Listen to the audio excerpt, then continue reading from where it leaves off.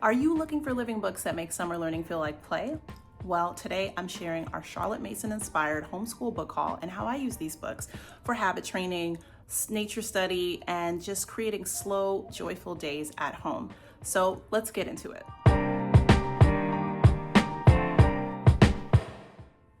If you're a new homeschool mom and Charlotte Mason inspires you and you're wondering what in the world is a living book, let me just share what it is really quick before I get into our book list. So a living book is simply a book that is rich in ideas, not just facts. It's well written and it's engaging, like a story, not a textbook. And it's usually written by one passionate author, and it invites narration so kids can retell what they've heard because it sticks. And it also builds character and curiosity. So there's always some lesson to learn, a virtue to build on. And so that is a living book. It's a life-giving book, and we absolutely love reading them in our house. So let's get right into the book list. We started our summer semester in the middle of June, and right now we're learning about God's good design for our bodies. We're also working on building the two habits that we have learned, but we still are struggling with. So obedience and developing a good attitude. We're going to focus on these two habits over the next 6 weeks, Lord willing. And I love Charlotte Mason's philosophy about habit training. And I also believe in a spirit-led homeschool. So when I see that my child is struggling, one of my children is struggling with a certain habit or maybe character trait, I just zero in on that particular character trait or habit and begin to pray about, what I should be doing, how I should be teaching them. So I love using living books to do this because the ideas stick with my kids. Okay, let's jump into this book haul. So I'm sharing over 20 books here. I'm just gonna share a quick blurb about the book, show you the cover, maybe a few pages inside, and just tell you what I love about the books that we've read so far, if I recommend them, and also how we're using the books. And then I'm gonna share some titles that we have not read that we're looking forward to. All right, so let's jump. All right, I have a confession to make. The first book in this series, the whole segment recording, is gone. This is what happens when we make YouTube videos with little kids in the house. But nonetheless, the book is called God Made All of Me by Justin and Lindsay Holcomb, and it's a book about the good design that God has for our bodies. And it talks about, how our bodies are precious and perfect and beautiful and amazing, but there are parts that are not for sharing, and there are parts that are for sharing. And so even people that we trust, like doctors and teachers, they need your consent. So it's a gentle introduction to consent and this idea that people need to ask you if they can touch you, and private parts are not for touching at any time, except for by parents that are trying to wash you up or clean you up.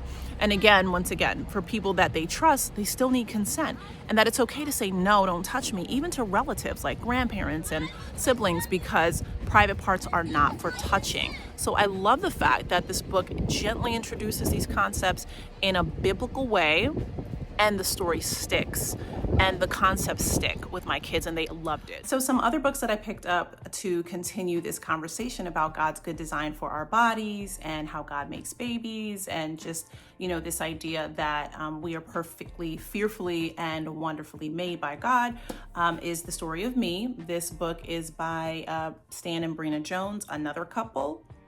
And it's about babies, bodies, and a very good God. So I flipped through this. It looks, looks good to me. It doesn't look like there's anything in it that I would not want to expose my child to. Then there's a companion book called Before I Was Born by Carolyn Lindstrom.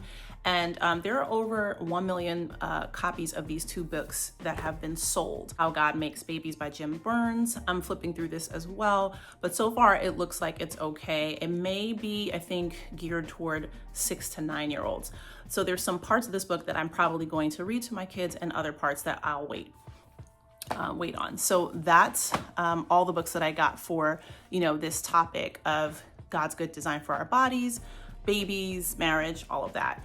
Now I'm going to get into the books about character and habit training. So the first book I'm going to share is a book that my kids absolutely love. I mean, they raved about this book. We talked about it morning, noon, and night practically after we read it. Every day that we read it, and once it was finished, they were still talking about it. It's called The Little Pilgrim's Big Journey. It is an adaptation of John Bunyan's Pilgrim's Progress, fully illustrated. And I was waiting for, the time when my kids were ready for a chapter book. So let me do a quick flip through so you can see how beautifully illustrated this book is and why we love it. The first thing I love about this book is the fact that the design is fabric. So you can see there's gold lettering, the fabric around the hardcover, it really makes it feel like a treasury book that you could pass on to your children's children and their children's children, if it's well cared for. And I love the designs. My kids love the illustrations. So basically this book, if you're not familiar with it, it is the first book in a 3-part series. And this book is about a boy who goes on a journey to find a celestial city. And he has found this amazing book that tells him all about this awesome king. And he's trying to, make his way to this celestial city, but he falls into all of these different situations, trials, tests, and challenges, and meets people along the way that try to stop him. And it's basically an allegorical story about the Christian journey. And if you have kids that are between probably the ages of 5 and maybe 7, I'd say that's a minimum age to start, at least 5. They are going to love this book because they can sit up, long enough to listen to the stories. The chapters are really short, and it's really well written and engaging. Again, a living book is well written and engaging. This book is by all means a living book, and my kids, they just absolutely loved it. We just kept talking about it. They probably want to read it again soon. And so it's just a great book and a way to introduce the Christian journey and the gospel in a way that kids understand, and it sticks. So some of the other books that we are going to read for developing godly character and good habits are Trusting Timothy. We actually read this book. I do love this book. I highly recommend it. I'm actually going to be doing a giveaway of this book on my Instagram page. If you follow me there at Godly Mothers Chosen Littles, this book helps kids understand that the idea of honesty is God's good idea because it comes with rewards and blessings, and dishonesty comes with consequences. And that's all dealt with in a very easy way for kids to understand. And the story, the scenarios in here are like just everyday scenarios that kids deal with. But it's not a homeschooling book. It's about traditional school and some of the things that kids face, challenges they face there. And so I wanted to expose my kids to this type of book because it's a living story about children in a different setting, educational setting. So they get to see, it's like a window into their life to see some of the tests and trials that they face and how they deal with them with the Word of God. We're also reading Coop Learns He Can. This is a book that helps kids to understand that God designed them uniquely and that the gifts and callings that He's given them are unique to them so that they can do awesome things for, God, whether it's serving their community or their family, and that they don't have to worry about what they can't do that someone else can do because God made us all unique. So we love this book. It's in a series called The Wheelies by New Growth Press, and I will drop the links in my description box. We're also always coming back to this book. We always use this book, Defeat Disobedience by Real MVP Kids. It's 3 stories about 3 kids, living stories about 3 kids who learn about the consequences of disobedience. One child just kind of has to sit in it. Another child overcomes disobedience.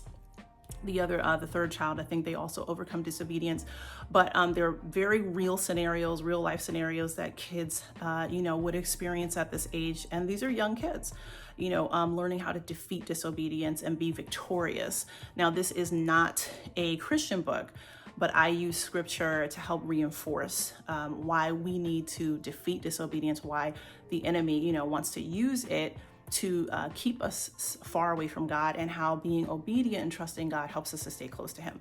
So we keep that one in our, our toolbox. I also picked up these books we have not actually read yet. Miss Rumphius. This is a living book that's supposed to help with having an attitude of purpose, understanding that we all have a purpose and something to do in this life. A classic, The Boy Who Cried Wolf. This book is, we're dealing with obedience and the importance of truth telling. We're also reading Little Bear's Visit. I think we just started this book. We just read the first 2 chapters. Not bad. I wasn't really thrilled about this book. It is a living book, but there's a couple elements in here that I wasn't really happy about, so we might not finish that one. We'll see. We are also reading the children's book of Virtues by William J. Bennett. My kids really love the story about Genghis Khan, and really just understanding that, the story helped them to understand that we cannot do things when we're angry.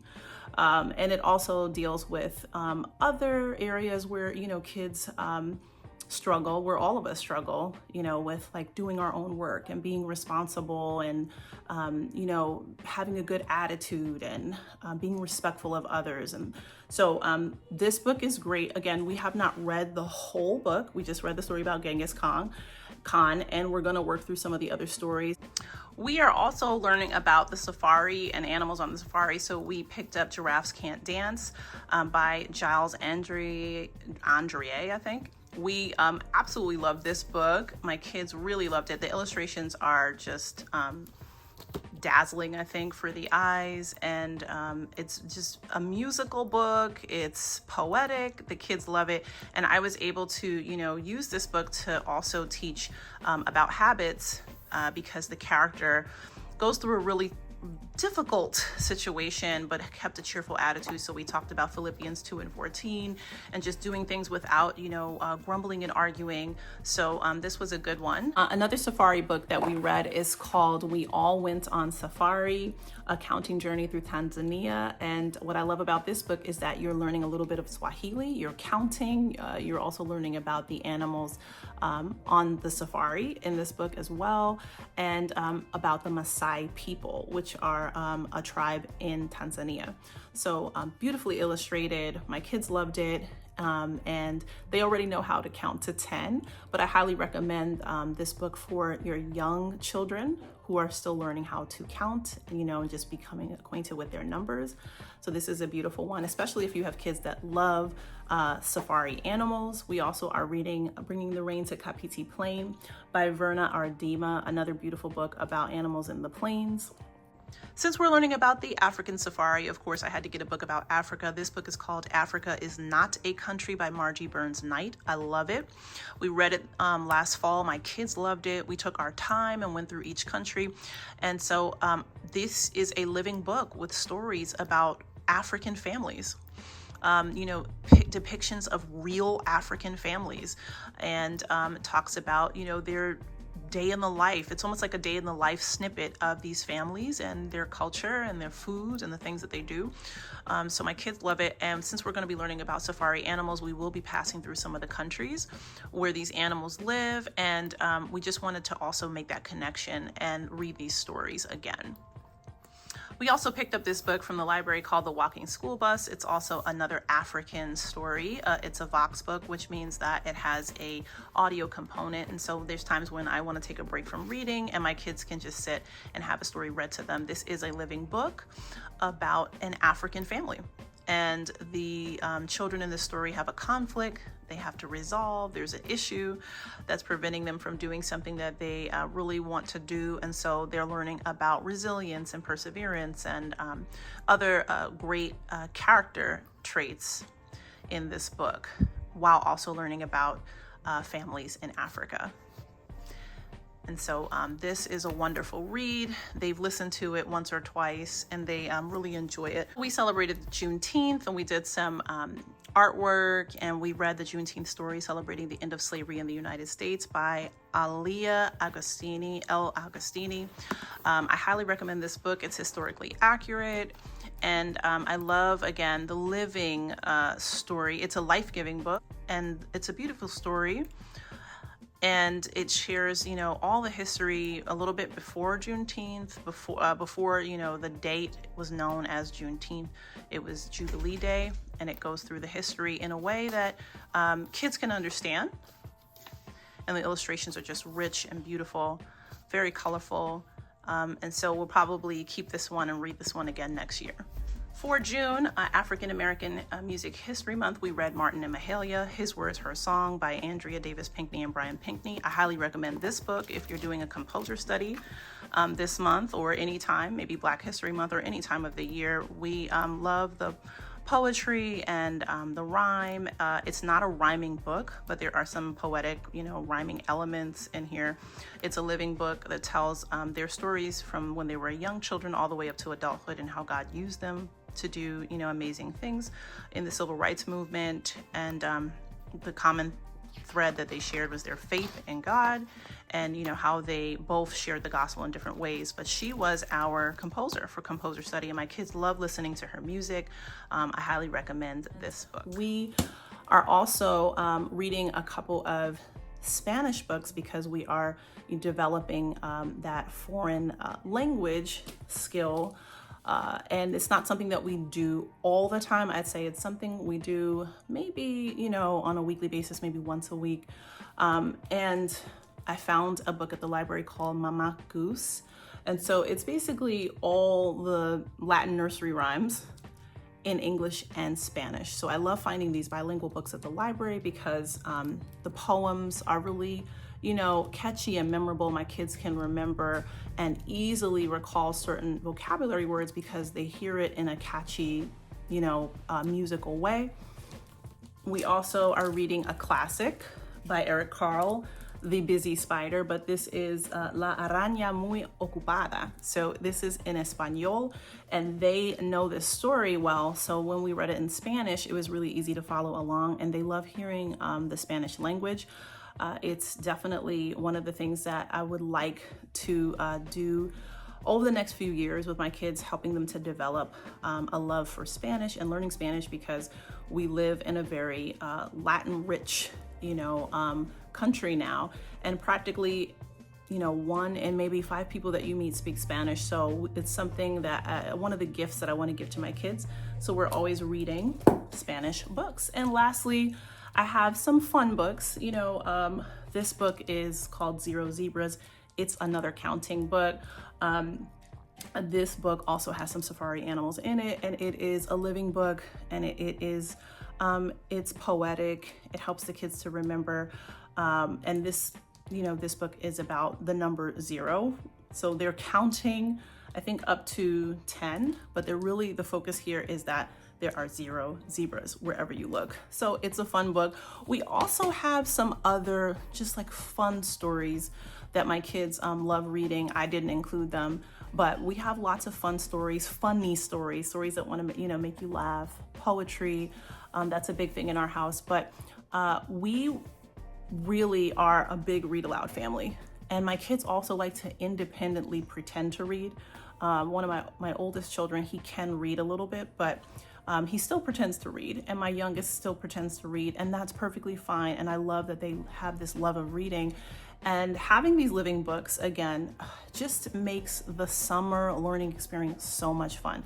But this is not something that we just limit to the summer. It's something that we do all year round. So that's it. That's our summer book haul. We are going to be reading these books over the summer, and we are going to reread these books. One of the things that I've learned that is a key for helping kids develop a rich vocabulary and also a love of learning and being able to narrate and retell stories is reading the same books over and over again. When my kids were really tiny, it felt so frustrating and hard and draining to read the same book over and over and over again. But now that I'm a homeschool mama teacher, I see why it's so important to do this. And now it feels like a joy because my kids can read a little bit and they can understand and talk and have discussions. So it doesn't feel like it did when they were like 1, asking me to read the same book. Mama, read that. Now it's like, let's have a discussion. Let's talk about this. Let's talk about why you love this book and these characters and make connections to your life and the real world and the Bible. And so now it's just such a wonderful part of our family, our homeschool life, just reading together for hours. Sometimes my kids will pore over books by themselves, and we will read for at least 30 minutes a day, sometimes up to an hour a day together.